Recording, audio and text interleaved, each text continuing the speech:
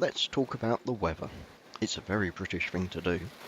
This video, ladies and gentlemen, was taken on the first day we stepped on board our boat, and is the sort of weather we always get when we arrive at any boat, be it our own or a hire boat. Friday the 14th of September did not let us down, as you can see from this photo. Anyway, shall we begin?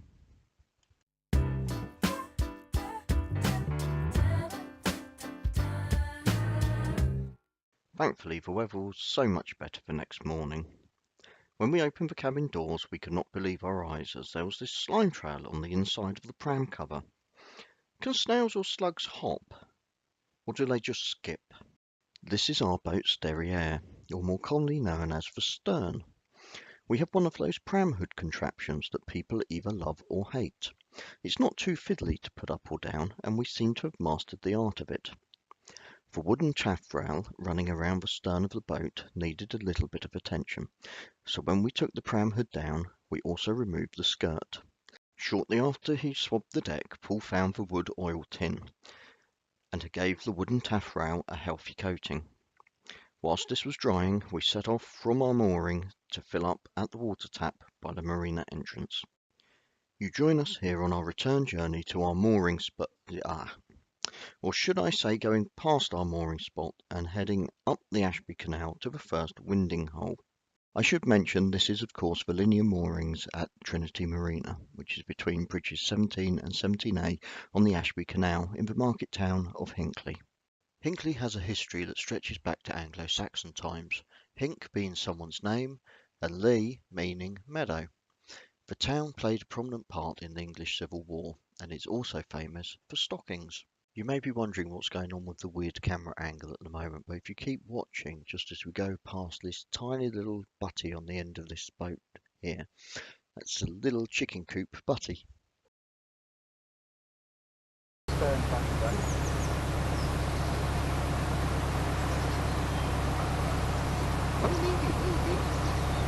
Oh, we're going past the Triumph factory. Oh, Triumph the Hinckley. So do you reckon that stuff you found online was exactly that? Something like that, yeah, the plastic matting we're talking about. Yeah. Being important to the automotive. Plastic matting. Plastic matting, yes, I think it's exactly like that. You might have to get dimensions of that for depth. We prop the camera back on the roof of the boat and we start to talk about plastic matting and doormats. This goes on for the first 30 minutes of our journey. We do have a few dotted around the boat and are thinking of getting some more of this stuff. A tape measure is produced for measurements. We even take a while to Google suppliers. Of course, nothing gets decided today, and we defer any decisions until another time.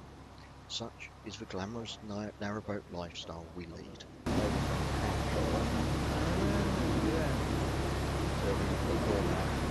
Rubber mats, yeah. We are of course still keeping an eye on the engine temperature gauge.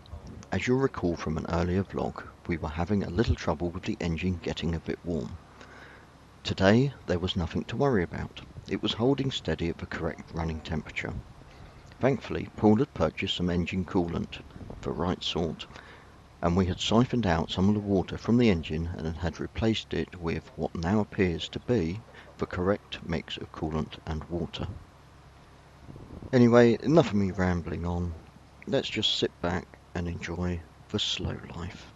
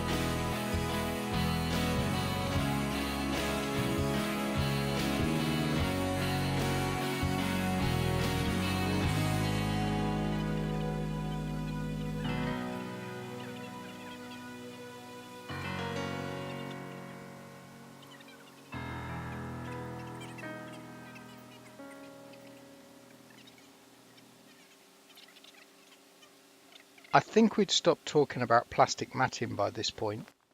30 minutes was a slight exaggeration there. We've sped this footage up slightly, otherwise this journey would take a good few hours to watch back.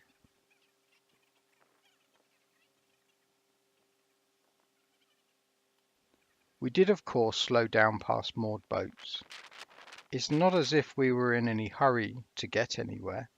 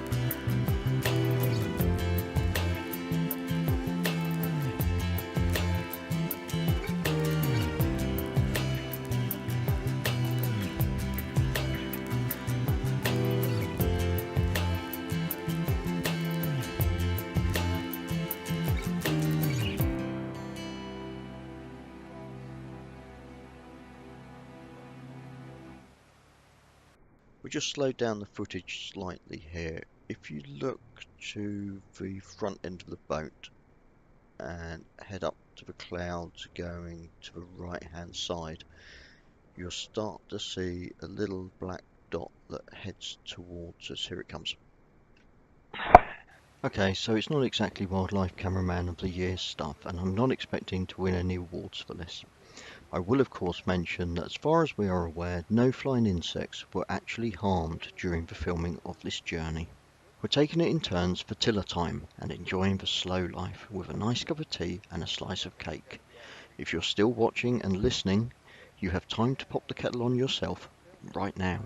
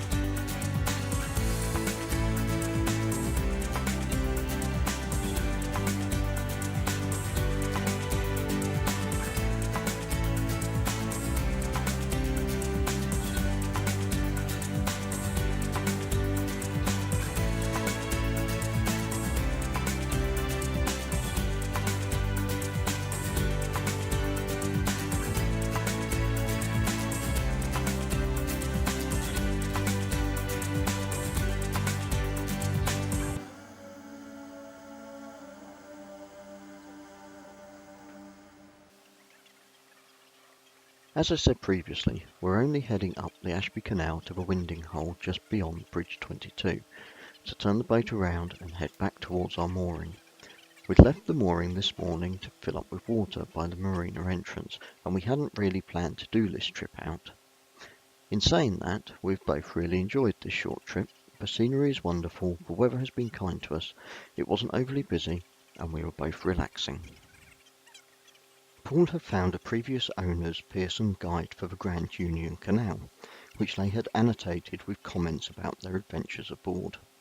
They had marked the spots where they had filled up with water and diesel, where they had moored for a night or more, where they had picnicked, and the pubs they had visited. Each entry on the map had a date against it, and it was easy to follow their journey of 5 years ago through the guidebook.